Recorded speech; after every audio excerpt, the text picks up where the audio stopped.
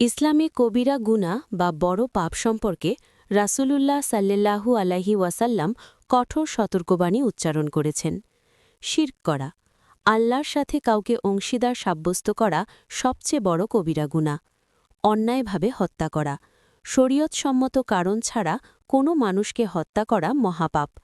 জাদু করা, ইসলামে জাদু করা বা কুফরি কালামের সাহায্য নেওয়াকে কবিরা গুনাহ বলা হয়েছে।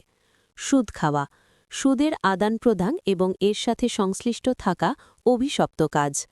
ইয়েতিমের সম্পদ গ্রাস, অন্যায়ভাবে ইয়েতিমের সম্পদ ভোগ করাকে হাদিসে জাহান্নামের আগুন খাওয়ার সাথে তুলনা করা হয়েছে। জিনা বা ব্যভিচার, বিবাহ বহির্ভূত শারীরিক সম্পর্ক স্থাপন করা অন্যতম বড় গুনাহ। পিতামাতার অবাধ্যতা, মা বাবার মনে কষ্ট দেওয়া বা তাদের সাথে খারাপ আচরণ করা। মিথ্যা সাক্ষ্য দেওয়া, কোনো বিষয়ে মিথ্যা সাক্ষ্য দেওয়া বা সত্য গোপন করা কবিরা গুনাহ।